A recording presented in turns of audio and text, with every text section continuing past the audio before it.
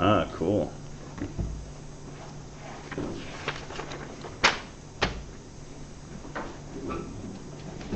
All right, has everybody uploaded their SLP? If you're planning to upload your SLP. I'll try to get those graded sometime soon.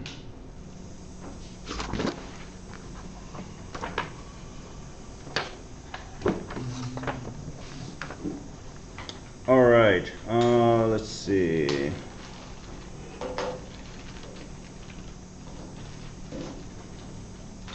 We played with some client servers yesterday. We forged some emails. We pulled some web pages. Any questions on all of that stuff?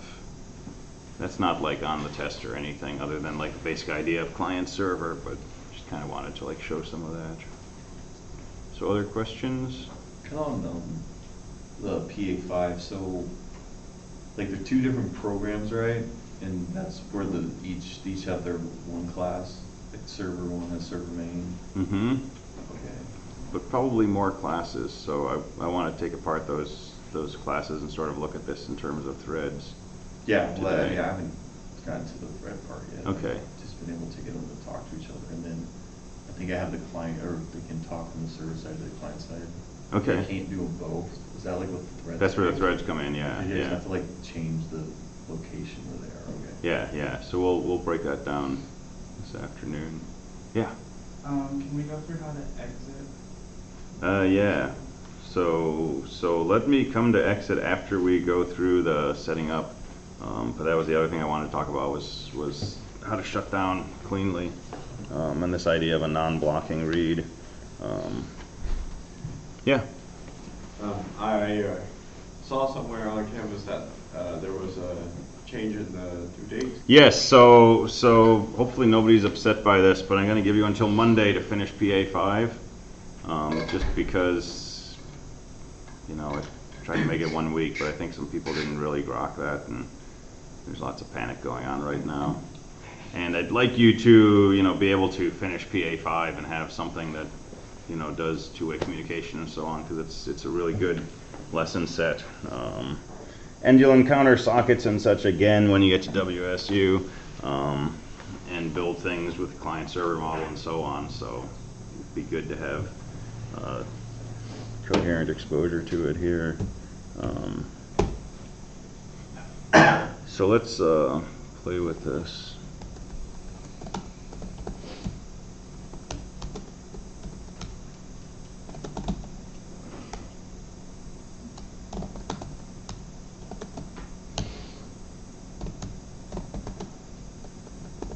So let's start with a server.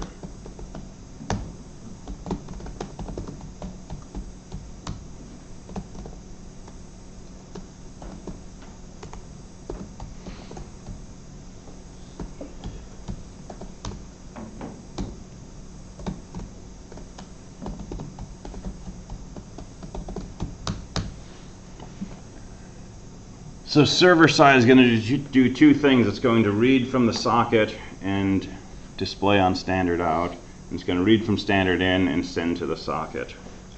So let's just make some things here. So server socket SS is new server socket. Let's do 1, 2, 3, 4 just because I'm tired of 1, 2, 2, 1. So you're going to create a server socket and you're going to throw this all in a try catch.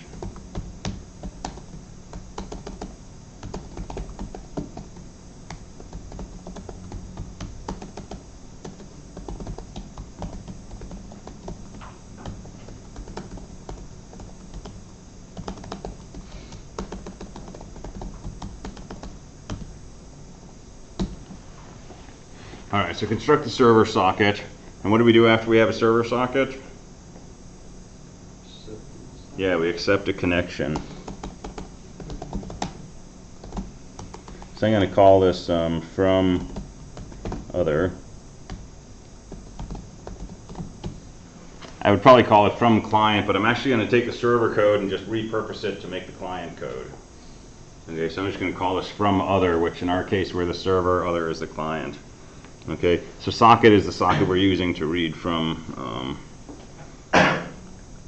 Actually, I'm just going to call it just the socket to talk to the other. Okay, so we want to be able to read from the client in this case, so we're going to read from a scanner. So we're going to say scanner from other equals new scanner, socket other dot get input stream. So we get an input stream, construct a scanner from it. Now from other is a scanner we can read from. And then we're going to use a print writer, which I'm going to call to other, and we're going to use that to write to the client.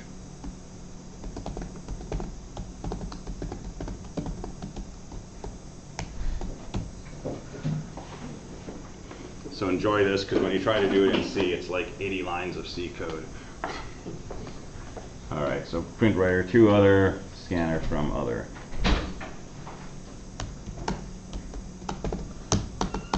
There's a useless comment that says loop here, but I wanted to say that anyway. So while, let's make some more.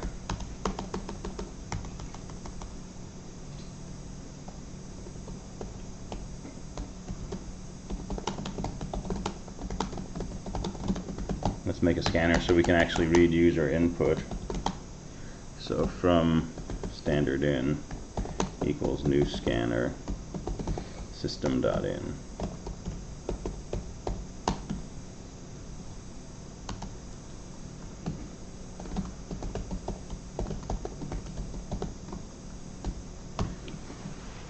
Okay, well, from standard in has the next line.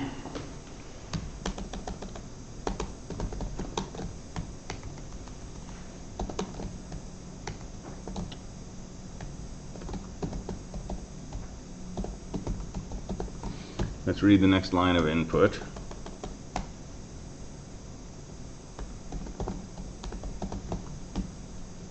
And then we'll do two other print line temp. And then we'll force the output by saying flush. And then we'll read from the other. So temp equals from other dot next line.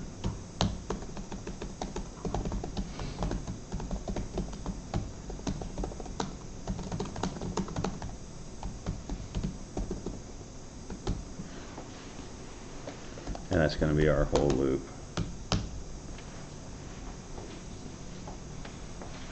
So we're going to read from our keyboard, send that to the client, and then we're going to read from the client and print that out on standard out. So this will let us swap messages with client code.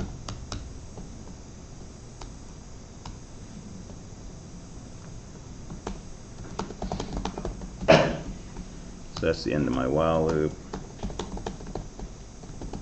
That's the end of my try catch block. That's the end of my main method. That's the end of my class. Sometimes it's useful to comment closing brackets just for your own reference, so that you, because a lot of times with Java in particular, at the end of your code you've got like 80 million closing brackets indented increasingly, and it's nice to know what they do. Okay, so let's compile this. Knew that was too good to be true.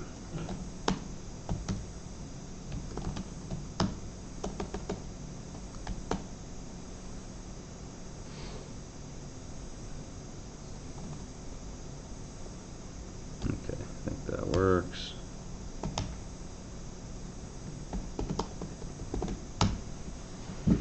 All right, so we're running our code.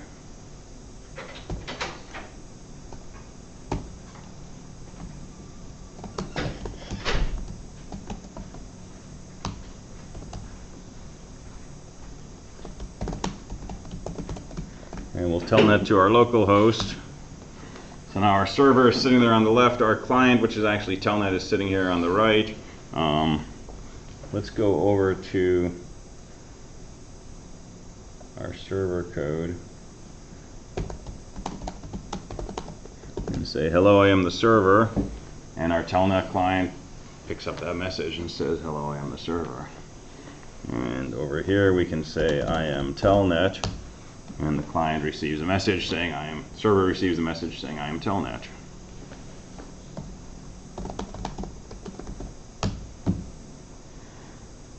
All right, so there's a very basic two-way communication, but with one big problem.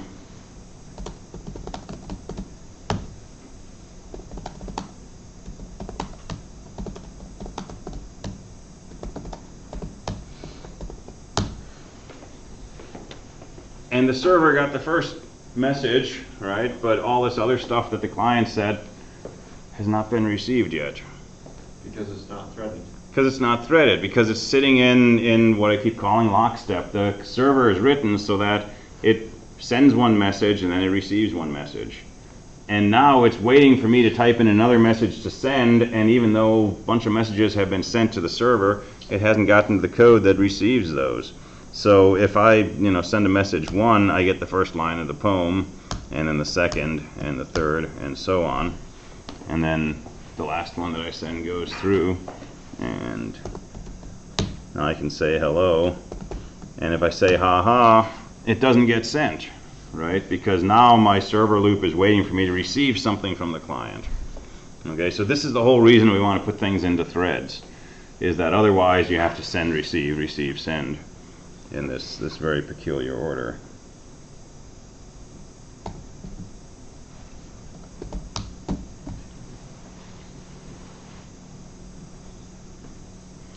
So the approach would be to somehow create a second thread and have one thread just doing this, reading from standard in, sending it to the socket.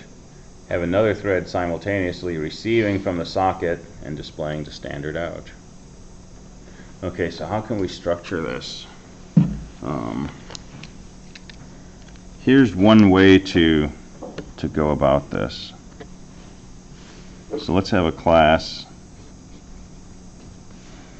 and let's call this toClient.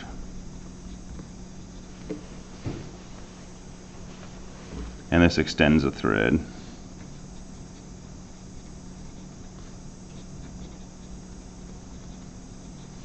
This is an uppercase T. Okay, so class toClient extends thread, and it has a run method, public void run. So the toClient class is responsible for reading from standard in, sending to the client. Right, so this is where we can say while I'm gonna put this somewhere different. I'll put the main on a separate page. So class toClient.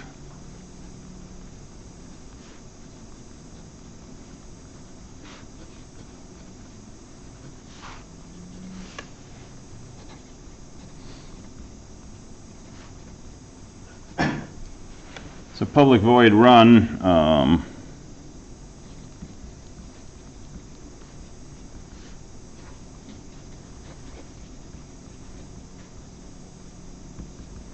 open the scanner on standard in.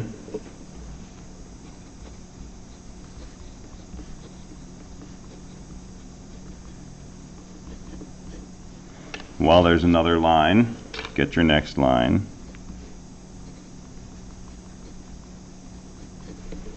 And we want to send that to the client. Well, we need to have a socket or a print writer that we can use to send this to the client. So let's just suppose we have, a print writer, pw.println, sc.nextLine, flush it out. That's a workable run method.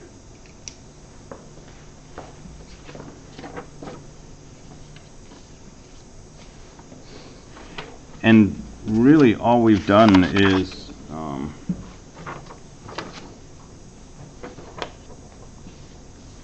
taken that section of code that reads from the keyboard and writes to the socket, right, these two lines up here, and we just pushed it into a separate thread.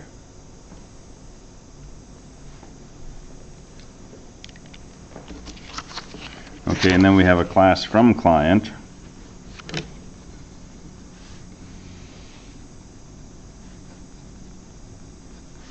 Which also extends a thread.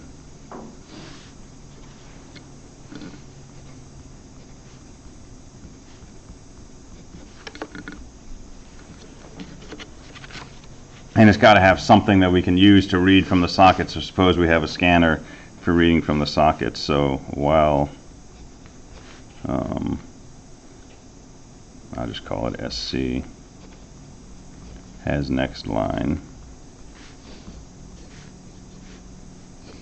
and this is from the socket.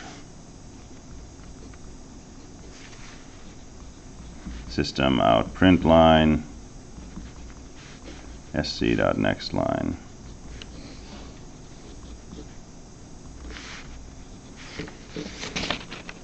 And that's a workable run method.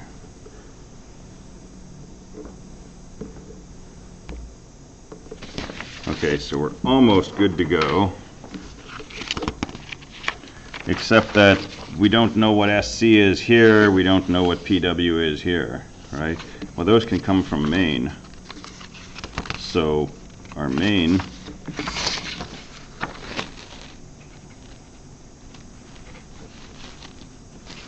public static void main string bracket bracket args. So construct a from client object and a to client object. So to client TC equals new to client, and from client FC equals new from client.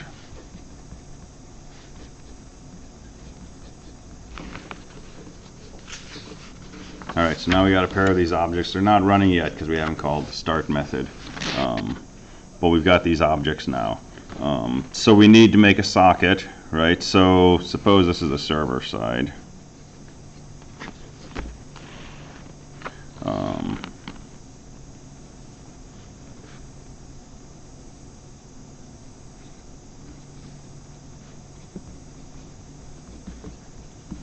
So make your server socket.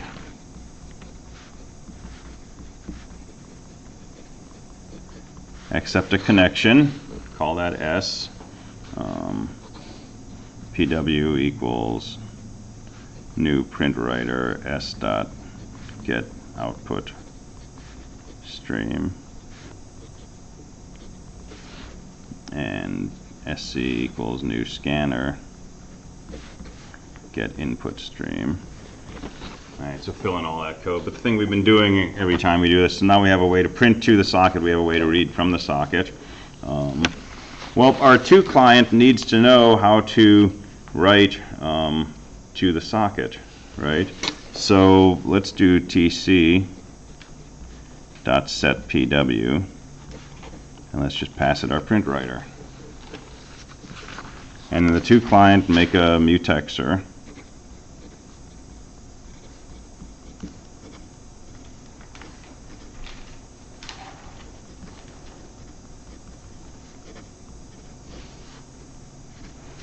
Take an argument which is a print writer, and in your class just have a print writer PW, and here we can just do this PW equals PW. So what's the setup? The main program constructs a print writer for going to the socket. It passes the mutexer in to client, passes it that print writer. The set print writer takes that print writer and saves it in this class variable. So now when we get into the run method and it says pw.println, right, it's going to use that print writer. And same thing, we've got our scanner, so from client set SC with that scanner and make a mutexer in the from client. And then tc.start fc.start.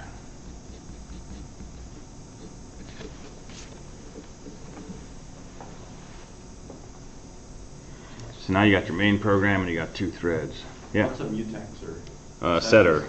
Yeah. Mutator? Yeah, mutator. Accessors and mutators, getters and setters.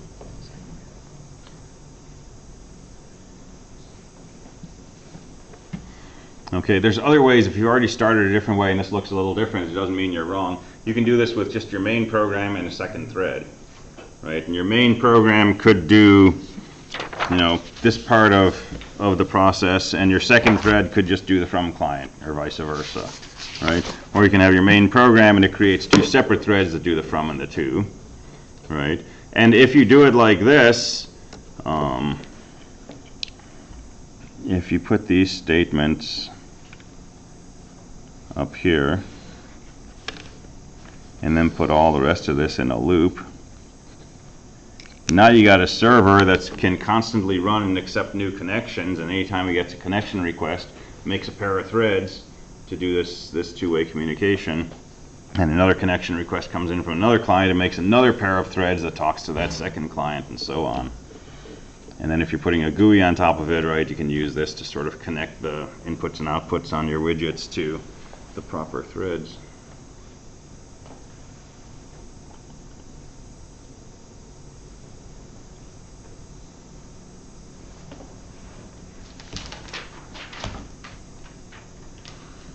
All right, so here's our server code. Let's write our client code. So it's got to be called a client because I'm using the file name client.java. And a server, we create a server socket, we accept a connection that gives us our socket. A client, we create a socket and we bind it to an address and a port number. So we don't have a server socket. We have a socket, which we just construct as a new socket, give it the host name and the port number. And that's probably all we got to change. Everything else should pretty much work the same because it's doing the same thing. It's reading from standard in, sending to the socket, and then reading from the socket and writing the standard out. Now this is still lockstep, right? We haven't threaded this, but this is basically, instead of using telnet, we've got our own version of client code. So we can run the server code here. We can run the client code here. And I can say, I am the server. And the client, that's been sent to the client, but the client is waiting for standard in before it reads from the socket. So I can say, I am the client. And when I hit enter, now both messages have been processed and they got sent to each other. Right, so once you have your server, the client's pretty straightforward, or if you build the client first, the server is a minor tweak. It's really just where the original socket comes from.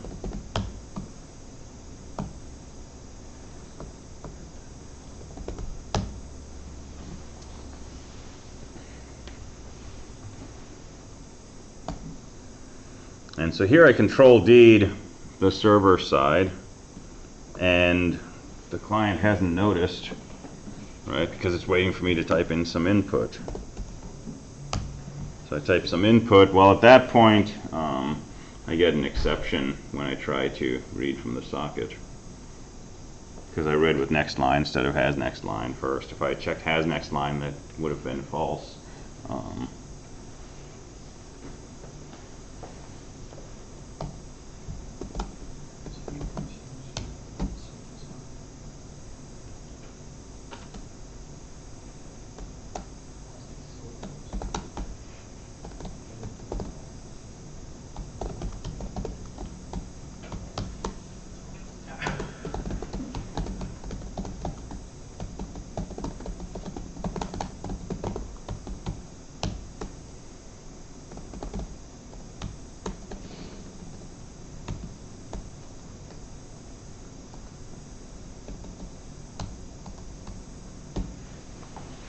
So before I read from the other using next line, I can check has next line.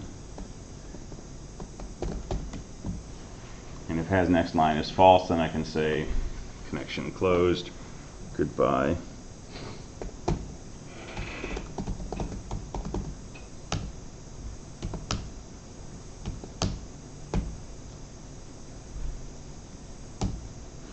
so I can do the same thing on the client side. We're going without a safety net again.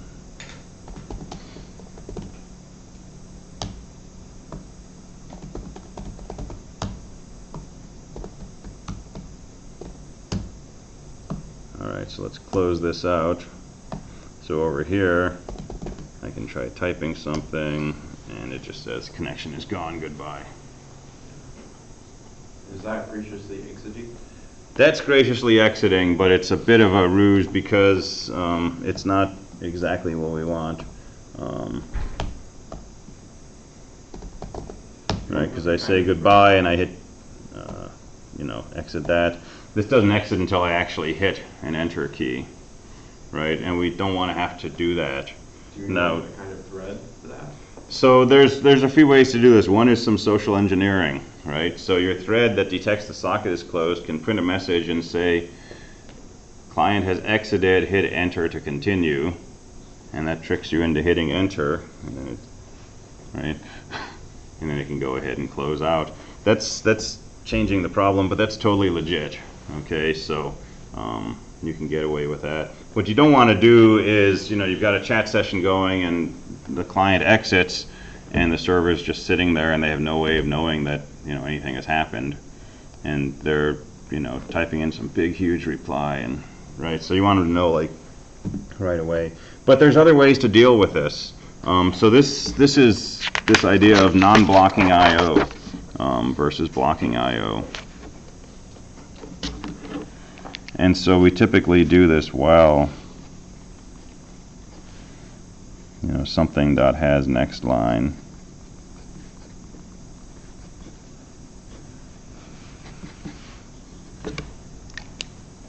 Okay, so what does has next line do? We go into there and it checks to see if there's more input available.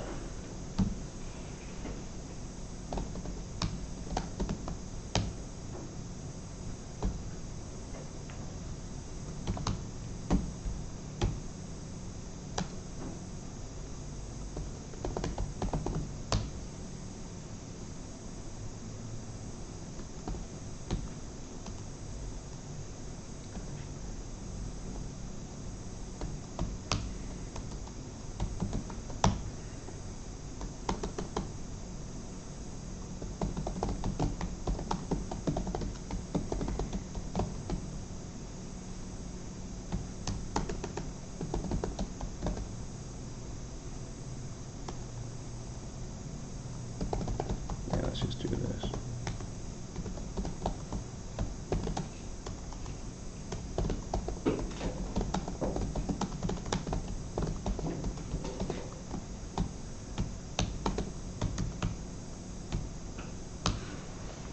All right, so test code. Let's construct a scanner on standard in, and let's just see what the value of has next line is.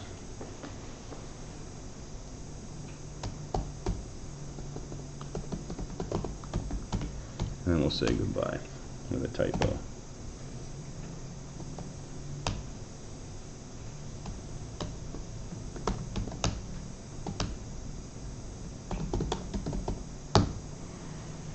So we run it and it hasn't printed anything.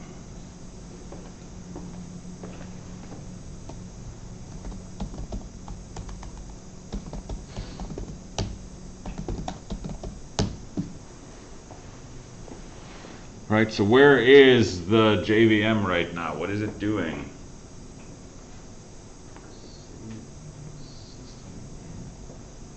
Yeah, it's sitting somewhere. So somewhere in the system in it's waiting for input. It's waiting for input. It's inside this call to has next line. Okay, it's sitting in there and it hasn't come back and said, there's not a next line available. It doesn't know that. It's actually patiently waiting to see if a line appears. So if I say hello and I hit enter, then it says has next line returns true. If I run this and I hit Control D, it says has next line returns false. But it doesn't return anything until either I hit an enter or I hit end of file. So that's what we mean by a blocking read. We're going to ask for some input, right? But we're not going to come back from that request until there's either input available or it realizes input's never going to be available because it's hit end of file. Which means that while we're waiting for input, we can't be doing anything else. Now, to gracefully shut down this connection, which way did this go? R2 client code. Right, we want to read a line from standard in, write it out to the socket, do that in a loop. What we'd really like to do is, while this is happening, have the option of the from client letting us know that something has closed down. So the from client is trying to read from, bless you, it's trying to read from the socket, right? And if the client, so this is the server side, right?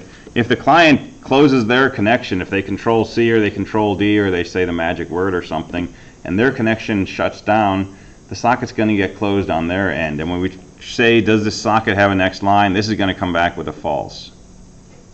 Okay, so at this point, we can say something like set a done flag in the to client.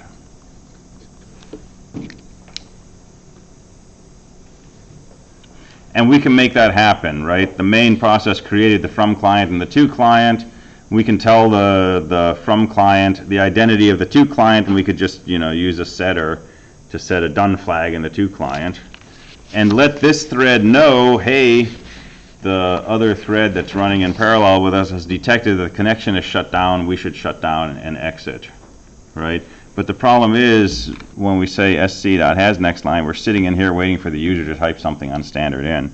What we'd really like to do is, while we're waiting for this, we'd like to check the done flag.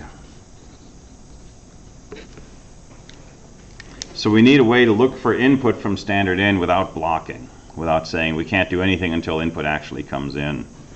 So this is where the available method on a data input stream will help us. So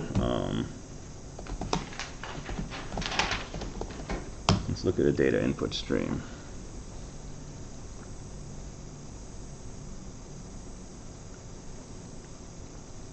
So you can construct a data input stream on a socket, right, by using get input stream. And data input stream extends filter input stream, which has an available method. And the available method, this is a little suspicious. It says returns an estimate of the number of bytes that can be read from the input stream without blocking. Okay, now it's not guaranteed to be the exact number of bytes available, but it guarantees that at least that many bytes are available. So if available returns 5, you can safely say, give me 5 bytes, and it'll come back right away with those bytes. But if you say, give me 6 bytes, it might block because it's only got 5 bytes available, and it'll sit there waiting for the 6th byte to come in. So by using available, we can pull bytes in from a stream without getting stuck in the routine that's doing the input, waiting for bytes to appear. So our data input stream, we have a read byte method, right, which just reads a single byte. So let's put those together. And let's see, so I kind of munged this up in the earlier section. Let's see if I can do a better job of it here. So we're reading from system.in.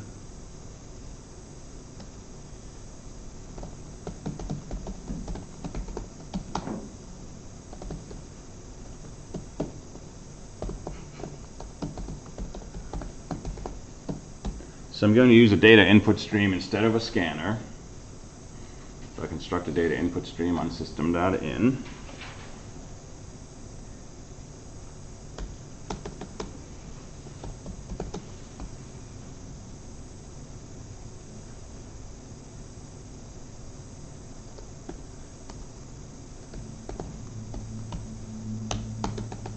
And let's just do a forever loop. I think this might have to go inside a try catch block.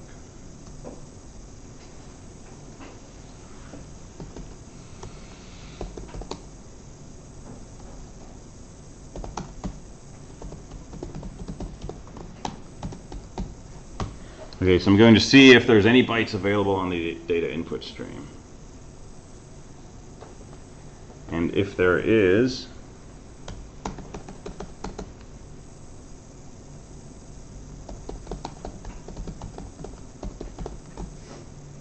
I'm going to read that byte. Is it read byte or get byte? I already closed it out. I think it's read byte. Okay, so we'll read a byte from the data input stream. We'll put that into B.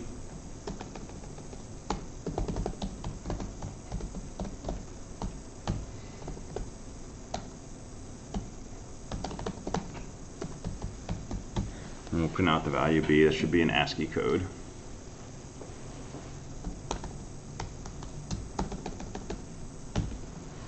But the idea is, if there's nothing available yet, we're not going to try to do this read byte. Right? If we just said read byte and there was nothing available, we would sit in that read byte forever. So meanwhile, we're going to increment a counter.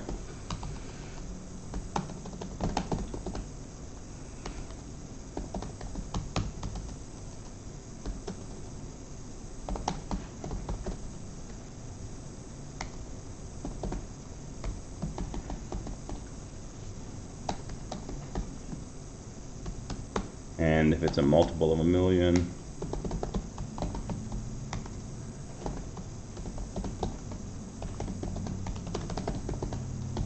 we'll print out the value of the counter. And so there's our while forever loop. So the idea is we're going to keep incrementing this counter whether or not we have input available. But as input becomes available, it will read that in and it will print out the value of it. All right, and this will only work if we've got this non-blocking behavior. So I need some try-catch blocks. Mine's 12 and 13.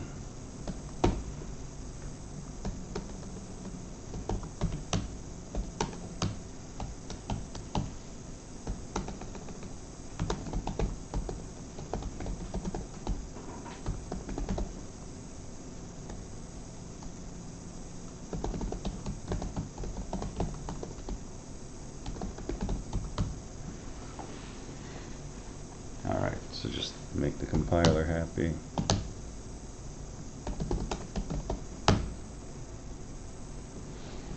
Alright, so my for loop is running even though I've got code in here that will read from standard in. So I can say hello. And I haven't hit enter yet, so these things aren't available in read. But once I hit enter, it goes ahead and reads in those 5 bytes and prints out their values, plus the line feed at the end, character 10. But my loop is still running. It's continuously looping in spite of input value. Yeah, yeah. And if we don't do that,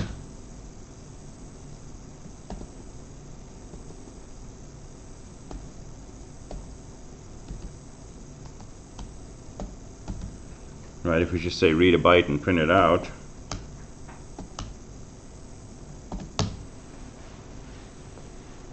well, it's not incrementing my count.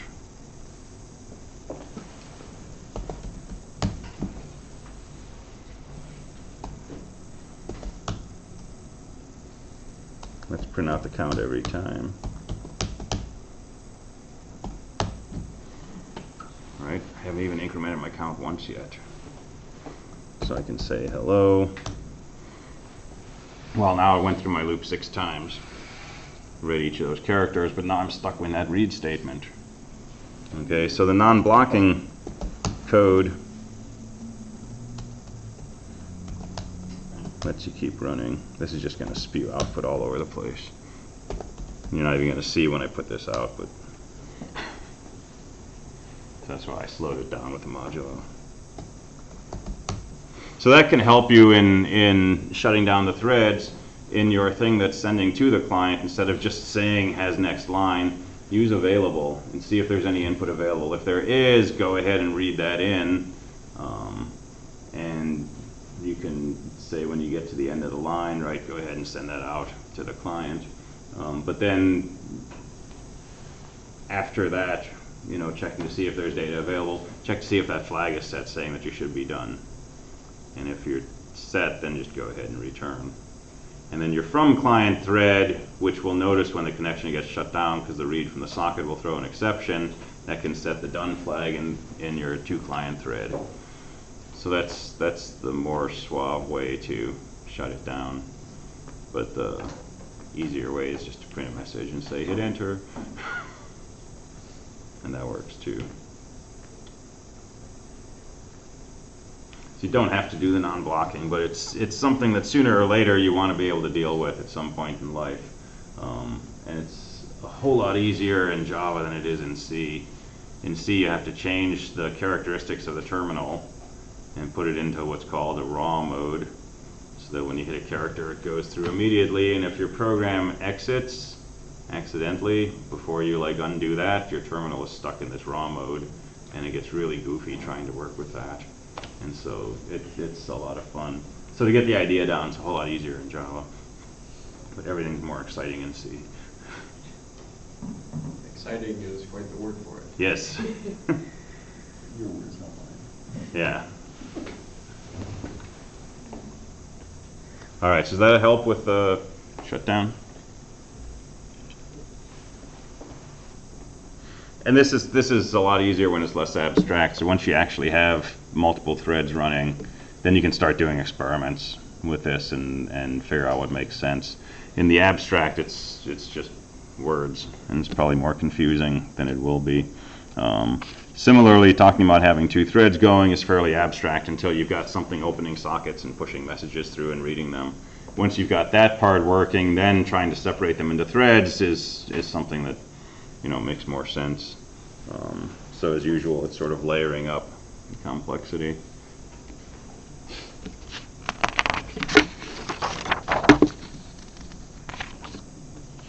But once you can do this, you can do anything, right? I mean, all the stuff that we looked at, Telnet and SMTP and web server and that kind of stuff, it's the same model. It's just what you choose to do on the other end. Whether you're making a square root server that takes a number and sends back the square root, right, or whatever. But getting this, not this part, but this part, getting that part down is sort of the essential building block.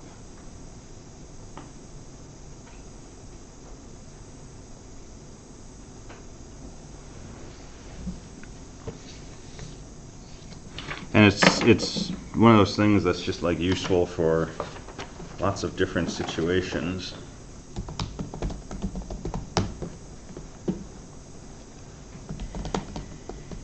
Do I still have mail from Darth Vader? No, it's from SpongeBob, okay. Had Darth Vader in the morning class.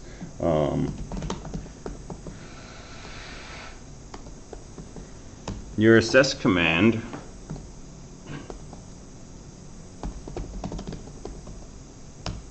is running user local bin assess,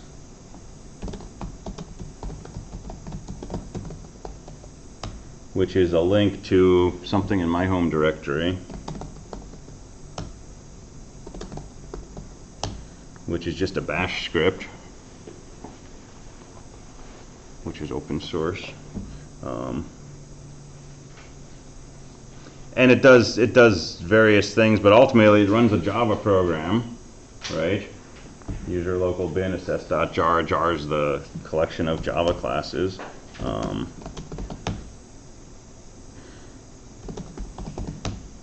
And what is it? It's a client server model, right? So here's the server.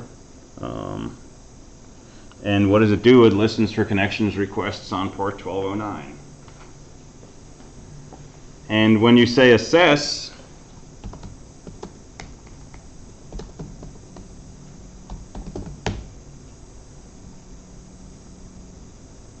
it creates a socket on the local machine and binds it to port 1209. And so assess is really just a client that talks to this server that's sitting out there running, and when I post a new assignment, I start an assess daemon, which is listening for connections on 1209, and you basically run your code, right, that you developed and compiled with the test bench and so on, It gets run by the Java code, which captures the output and sends it to the server. And then the server runs the pristine version of it and captures the output and just compares the output. That's all that SS is doing. There's lots of housekeeping in there, right? But it's pretty much that's simple. So you exit, it closes the socket, right? Like a good client should.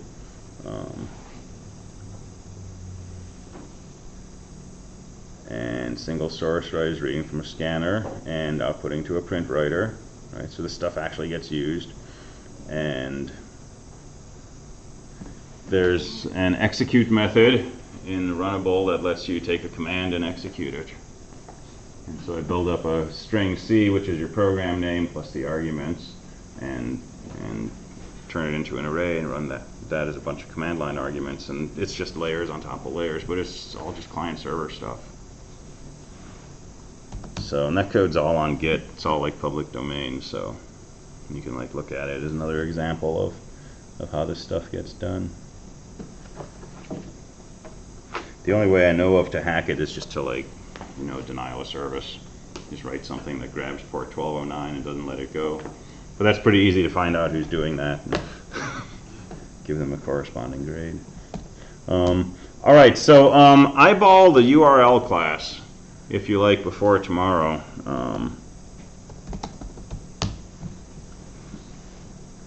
And we'll talk about this tomorrow and see what kinds of things we can do. But this is basically the more nuanced way to interact with web pages, for example.